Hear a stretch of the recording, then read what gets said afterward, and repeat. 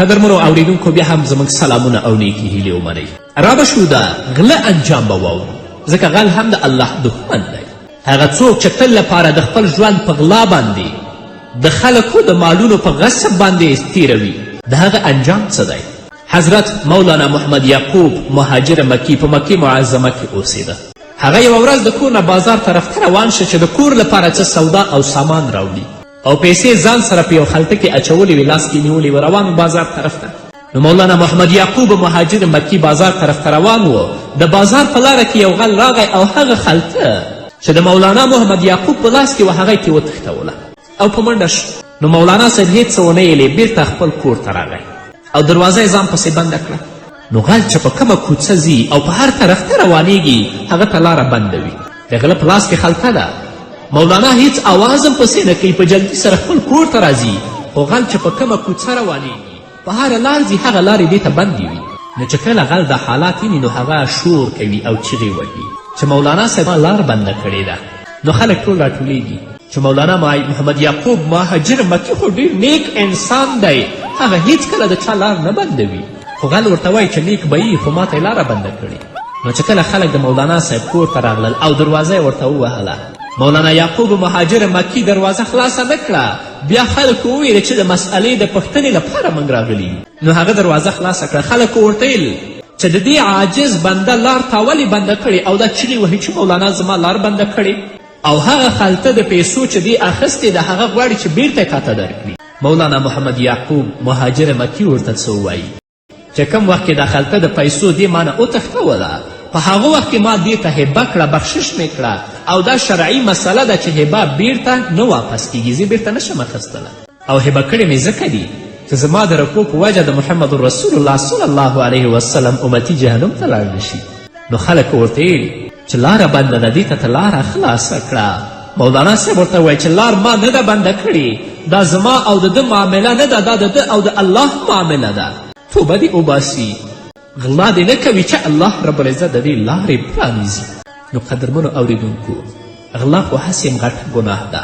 په غلا باندې انسان الله رب العزت په دنیا کې ذلیل او رسوا کوي او په آخرت کې به هم ذلیلوي. او دا خو لا پرېږده چې بیا اهل الله نه څوک غلا وکړي، ځکه الله رب العزت په عالم د دین باندې غیرت کوي.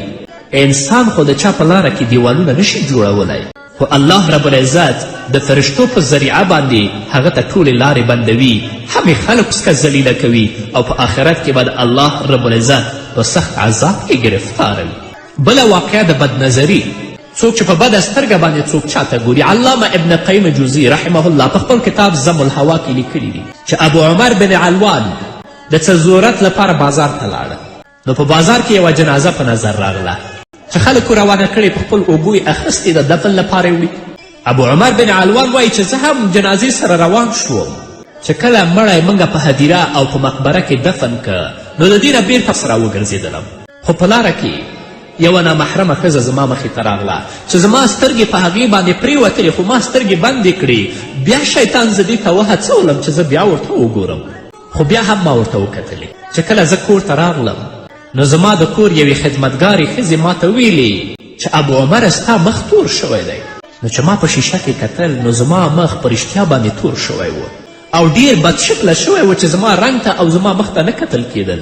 خو ما سوچ او فکر کوه چې دا ولې. په آخر کې هغه بدنظري ما ته رایاده شوه چې هغې ښځې ته ما په بد نظر باندې کتلي ول. نو زه په خلوت کې په بیړه کوټه کې کېناستم او د الله رب العزت نه 40 شپې ما معافي غوښتله او بالاخره د خپل استاز جنید بغدادي ته روانیږي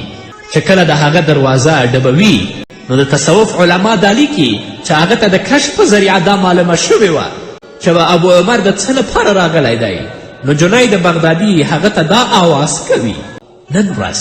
خلک په بدبختیو باندې، په مصیبت باندې، په بدنظریو باندې اخته دي، خو د خپل انجام نه خبر نه دي چې الله رب العزت به ما سره څه معامله کوي. نن ورځ زموږ په چهرو کې، زموږ په مخونو کې نورانیت نشته، زموږ په مخونو کې ښکلا نشته.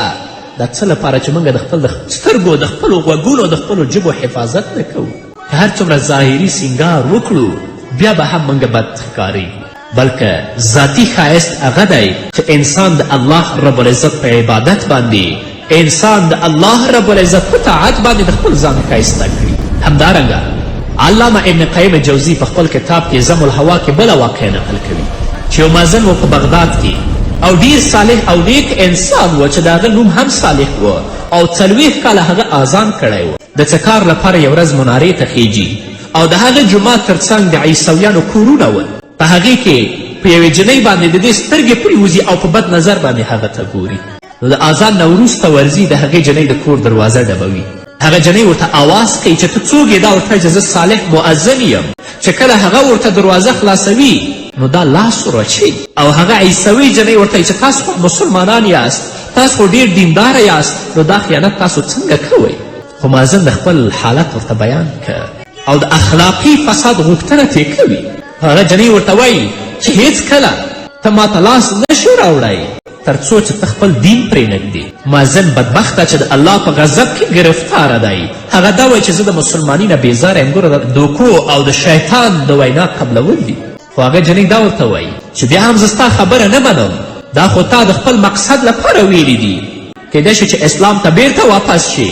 زما څو شرایط دي اول به ته د خنزیر غوښه خورې دویم به شراب څکې علامه ابن قیم جوزی په ضم الهوا کې لیکي چې دا د خنزیر غوښه هم خوري او شراب هم خو جنۍ د دې نه فرار کوي او تښتي او جنۍ دا ورته وایي چې ته بام ته وخیجه تر څو زما پلار راشي کور ته او زما او ستا ترمنځ نکاح وتړي طریقه باندې ما او تا خاوند او ښځه شو چې کله د کور بام ته خیجي نو چونکه دې شراب څکړي و نشه کې و په ځان نه پوهېده په بان باندې ګرځېده را ګرځېدو آخر ښکته را ګرځېږي او د دنیا نه سترګې پټوي نو مسلمانانو ورونو دا ډېر د عبرت اخیستلو مقام دی د دې دنیا د مسلمانانو نظام اول د شیطان د فتنې نه خراب دی چې شیطان تل لپاره په دې هڅه کې دی چې د مسلمان نظام د مسلمان دیانت څنګه خراب کړي او دا په هلاکت او په بدبختي کې وغورځوي دویم د ښځو د فتنې نه ځکه محمد رسول الله صلی الله علیه وسلم فرمایي چې الله رب العزت بني اسرائیل د دې فتنو د وجې نه تباه کړل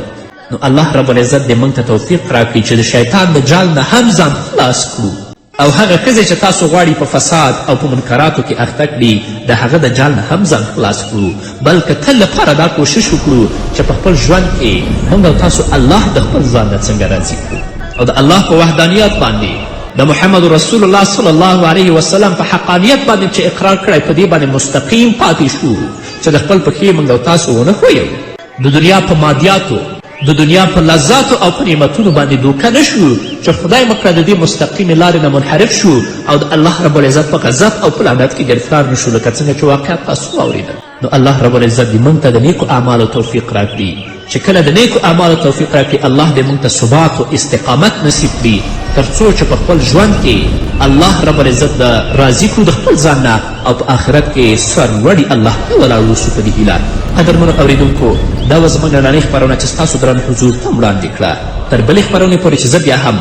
ستاسو درانه حضور ته راځم تاسو ټول په پاک رب سپارم پاتې ژوند او پاتې ورځم نیکمرغه الله مو مل